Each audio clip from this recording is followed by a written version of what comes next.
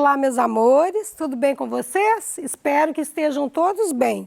Meu nome é Eurípia, eu sou professora de Biologia e de Ciências e hoje eu estou aqui com vocês para conversarmos um pouco sobre cadeia alimentar. A cadeia alimentar, ela faz parte da semana 2 do PET 4. Na aula de hoje nós vamos conhecer os níveis tróficos, diferenciar cadeia e teia alimentar, explicar a estrutura da cadeia alimentar e entender como ocorre o fluxo de energia e matéria dentro de um ecossistema. O que é a cadeia alimentar? É uma representação gráfica mostrando os níveis de energia. Como que isso vai acontecer? Do produtor, que é o único que produz seu próprio alimento, que é a base da cadeia alimentar, para os demais, para os demais seres, até o nível trófico maior. Então, a cadeia alimentar, tudo que falar de trofismo, trófica, se refere à alimentação, alimento, tá certo? Então, cadeia alimentar trófica pode ser definida como uma sequência linear de transferência de matéria e energia em um ecossistema, na qual é possível observar uma série de organismos servindo de alimentos para os outros. Ocorre entre presas e predadores, em função do fluxo unidirecional. Ele tem só o fluxo de energia unidirecional, mas o fluxo da matéria, ele é cíclico, porque na hora que ele chega lá no decompositor, ele vai voltar parte, para o meio ambiente, tá certo? Aí a planta começa a fazer fotossíntese de novo. Ele vai começar, então, pelo produtor até os consumidores de grande porte, que seria o quaternário, o consumidor quaternário. Aqui, então, a gente tem o produtor, isso aqui é uma cadeia alimentar, um exemplo, tá? A gente tem a planta, que é o consumidor, que é o produtor, a base da cadeia. Aí a gente tem o gafanhoto, que vai comer a planta, então ele é um herbívoro e ele vai ser um consumidor primário. O sapo é um consumidor secundário. Por quê? Porque ele vai comer o gafanhoto. Aqui não está demonstrado, mas existe consumidor, ele é secundário, existe terciário e quaternário. E os decompositores são saprófitas, que seriam as bactérias, alguns tipos de bactérias, e os fungos, que vão decompor a matéria orgânica.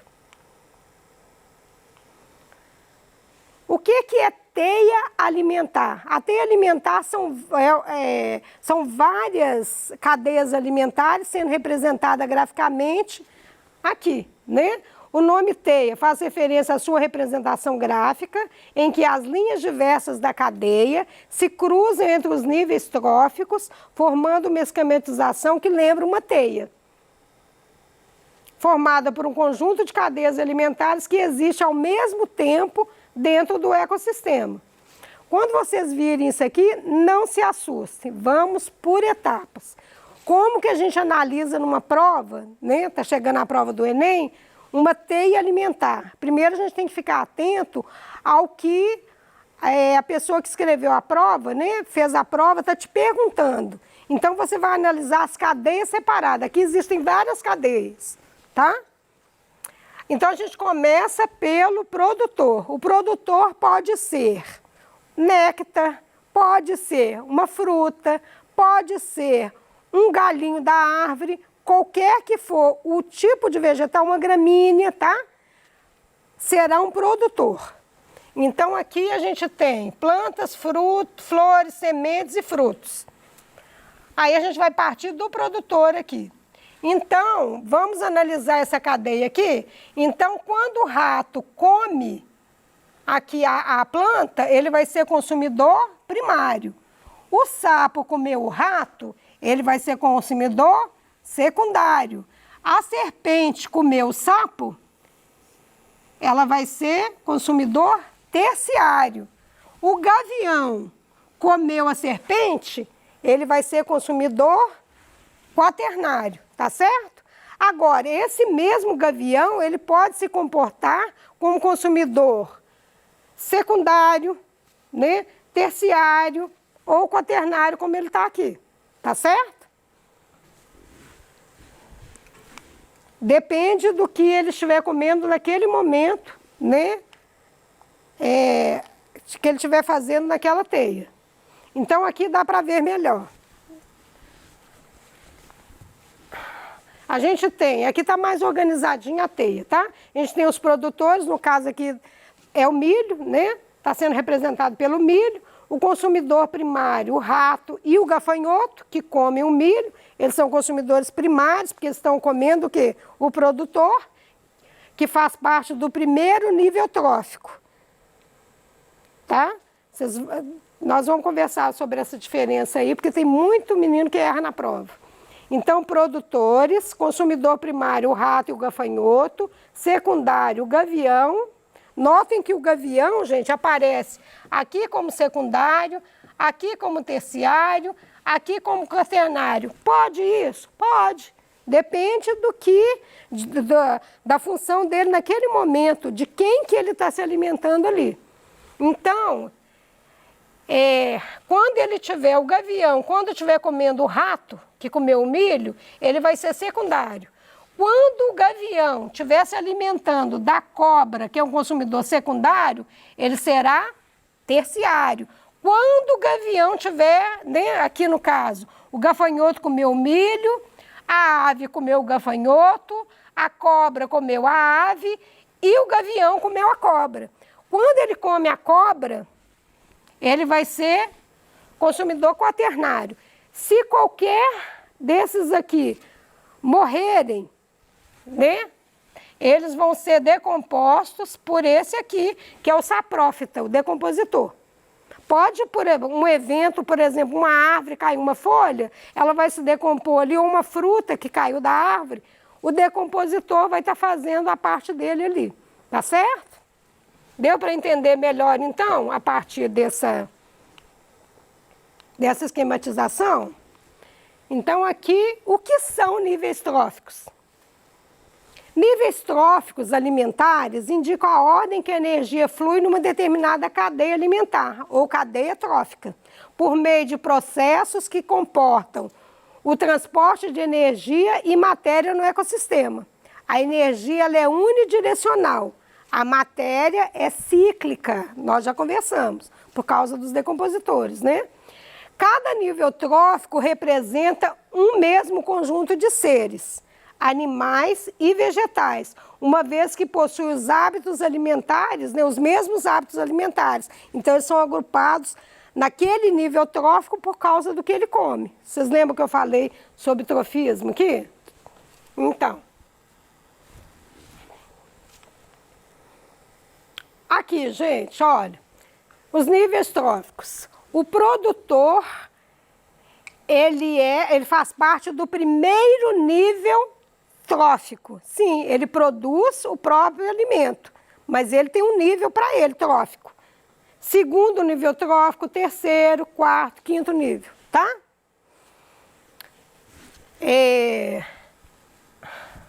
Aqui o gafanhoto está como consumidor primário, porque ele é um herbívoro, ele come aqui o produtor. O consumidor secundário é o sapo que comeu o gafanhoto. A cobra terciária, porque ela está ocupando o terceiro ali, porque o consumidor secundário é o sapo. E a águia vai comer a cobra e ela está em nível quaternário, tá certo? E aqui dá para a gente ver que é unidirecional, aqui, ó. Ó, tem uma direção. A setinha sempre vai indicar a direção que está indo aquela energia, o nível energético, tá?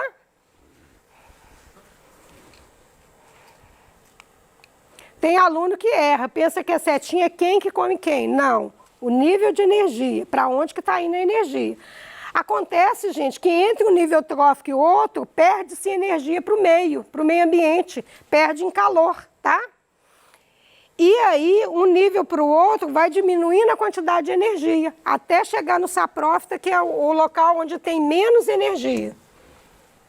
A gente tem alguns tipos de prova do Enem que eles cobram muito isso, tá? Eles colocam lá os metais pesados, no agronegócio, quando vai colocar algum para tirar as pragas ali do meio, né? Os agrotóxicos. Então, eles podem colocar lá mercúrio, outros tipos de metais, todos os metais. O que vai acontecer com o metal e com o agrotóxico? Quando colocar isso na prova, não perca essa pontuação, gente. Parece difícil, mas é super simples. No final vou deixar uma questão para vocês, tá?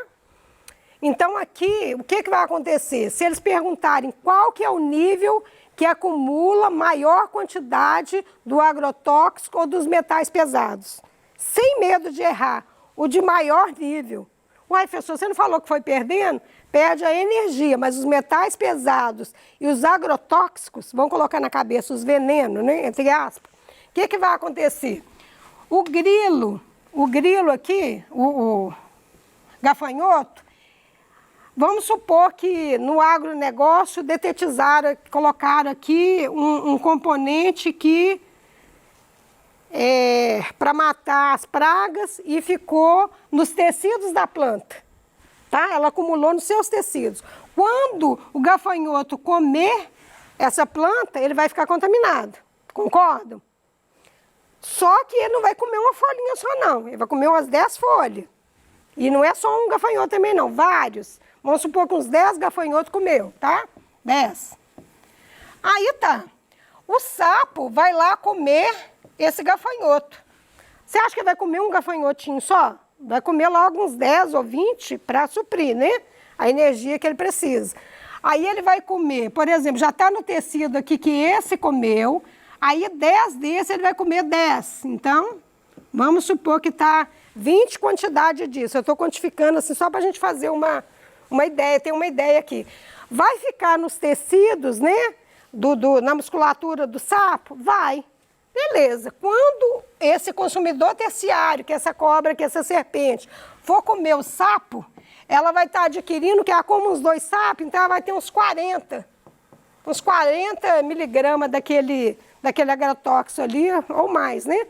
Beleza. Ficou 40 lá no consumidor terciário, não ficou? Quando esse quaternário for comer, vamos supor que ele comeu as 2 serpentes, ele vai ter 80. Aí, na prova do Enem, te pergunta, em qual nível trófico terá a maior quantidade de bioacumulador? Eles chamam de bioacumuladores, tá? DDT. Aí, o que vai acontecer? Qual que está mais contaminado aqui, gente? Obviamente, o que tiver no topo da cadeia, sem medo de errar. Se eles colocarem na prova até a cobra, vai ser a cobra, um terciário. Se eles colocarem só até o secundário, você tem que ler a questão. Mas o que tiver mais no topo da cadeia, ele vai ser o mais contaminado. O que nós devemos tomar cuidado também? Eles perguntam na prova sobre o meio ambiente. Quando um biólogo chega num lugar para ele analisar se aquele ambiente, a água está propícia, se o ambiente está limpinho, ele vai analisar onde, gente, sobre isso? Lá no último? Não, aquele não. Ele é o mais contaminado, ele vai tentar analisar onde? No início da cadeia. Então, vocês não confundam bioacumuladores, vocês colocam na cabeça em veneno, que vocês vão lembrar, tá? Entre aspas, tá? Contaminantes. Ou quando eles vão falar sobre indicadores ambientais. Os indicadores ambientais é para saber como que anda aquele ambiente, tá? Se ele está propício, por exemplo, você criar algum tipo, vamos supor que você vai criar peixes ali. Se a água estiver poluída, você vai querer? Não. Então, você vai contratar uma pessoa que saiba ali, que vai olhar. Ele vai olhar onde? Nos níveis tróficos primários. Então, ela vai olhar sempre se tiver alga. Aí, ele pega aquela alga e leva para o laboratório para ver se há contaminação. Ele vai olhar nas árvores, né, fazer uma coleta, nas plantas, na semente, o que tiver ali no entorno, que for consumidor primário para a parte do indicador, né, indicador ambiental. Entenderam direitinho a diferença? Bioacumuladores, o do topo da cadeia, que é o que vai estar mais contaminado, que ele vai pegando todo esse aqui, o acúmulo de todo a cadeia alimentar, tá certo? Ok, então. Aqui, gente, como que ocorre o fluxo da matéria? Nós conversamos que em todas as cadeias alimentares vai sofrer transformações sendo reciclada a matéria, né? Quanto maior a proximidade entre os consumidores e os organismos que iniciam a cadeia alimentar, maior a disponibilidade de energia, como eu estava comentando para vocês agora, né?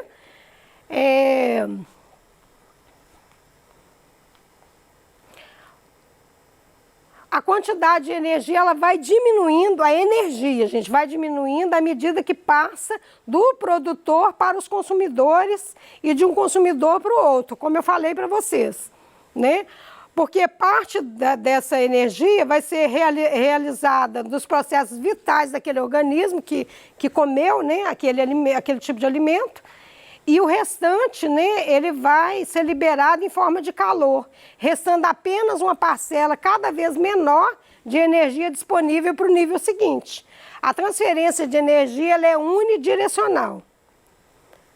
Como que os produtores fabricam seu próprio alimento? Vocês já pensaram nisso? Fotossíntese. É um processo realizado pelas plantas para a produção de energia necessários para a sobrevivência, né, da planta. Como que isso acontece? Ela vai retirar dos solos a água e os sais minerais, né, que chega até as folhas, ela vai produzir a sua seiva bruta, através, né, que é um processo físico-químico, que é a nível celular. Quem que vai realizar isso? Por que a seiva bruta, ela vai pelo xilema, né, da planta, da árvore, até chegar lá no topo, onde é que estão as folhas? Porque na raiz não tem células clorofiladas. A clorofila, né, para fazer acontecer a parte final, que é a glicose, ela só está nas folhas. Aí o que vai acontecer? Fez esse processo físico-químico, ela vai voltar pelo floema da planta, tá? Nutrindo toda a planta. Aí quando aqueles seres herbívoros forem comer, né, aquela planta, eles vão estar pegando a energia toda, né, parte da energia daquela planta. Então aqui a gente tem, né, aqui é uma fórmula, gente. Tem 6 átomos de CO2, 6 átomos de gás carbônico, mais 6 de água, que é o H2O, em presença da luz, a fotossíntese é só na presença da luz, vai gerar a glicose, tá? E o oxigênio. O oxigênio vai ser liberado, né, para a gente também respirar. Aqui é o fluxo de energia da biomassa que eu falei para vocês. Aqui é um decompositor, tá? Que aqui é um cogumelo, que é um fungo. E aqui é unidirecional, tá vendo? Ela vai... e aqui ele vai perdendo energia para o meio. Se qualquer um desses morrer, né, ele vai ser decomposto pelo fungo aqui, pelo saprófita. Tá certo? Quais são os níveis tróficos da cadeia alimentar? Produtores, consumidores e decompositores. Produtores é o primeiro nível trófico. Ele pode realizar fotossíntese ou quimiossíntese. A quimiossíntese, gente, são os que não têm presença de luz, que estão lá no fundo do mar. Ele vai fazer essa parte, né? Vai realizar essa parte da nutrição através da parte de quimiossíntese sem a presença de luz, que são os fitoplânctons, tá? Os consumidores são heterotróficos, né, que a gente já conversou com vocês. Os decompositores, eles realizam a decomposição da matéria orgânica devolvendo à natureza, são os fungos e alguns tipos de bactéria. Aqui estão os exemplos de alguns, né, produtor, consumidor e decompositor. Aqui os consumidores primários, os herbívoros, que eu falei com vocês que eles podem se alimentar de folhas, de frutas, de sementes, de néctar, todos esses são herbívoros, tá certo? De pólen também, eles vão ser os herbívoros. Aqui, gente, esse tigre, ele está comportando, ele não está comendo um herbívoro, então o nível trófico dele vai ser secundário. porque ele comeu o herbívoro que comeu a planta. Aqui ele está comportando como consumidor secundário, tá certo? Que tipos de cadeias alimentares a gente conhece? Tem a cadeia terrestre, que nós já conversamos sobre ela, né? E tem a cadeia alimentar aquática. Ela tem o fitoplâncton, né? O zooplâncton, e os decompositores vão ser os mesmos que os terrestres, as bactérias e os fungos. Os zooplâncton são protozoários, né? São pequenos protozoários, peixes de menor porte, e os secundários, os peixes de maiores portes. O fitoplâncton são as plantas que estão dentro da água. Aí, o fitoplâncton, o zooplâncton, tá? Aqui é uma cadeia alimentar representada, tá certo? Aqui começa, né? Produtores, os produtores que são fitoplâncton, o zooplâncton come eles, aí os peixes pequenos vão comer o zooplâncton, o consumidor terciário é um peixe maior, e ali a gente tem o tubarão que vai comer o peixe maior, que está em consumidor terciário ali, tá certo? Aqui nós já conversamos sobre os metais, tá? E nós vamos finalizar, vocês podem estar disponível para vocês virem. Eu agradeço vocês pela companhia e me despeço. Até a próxima.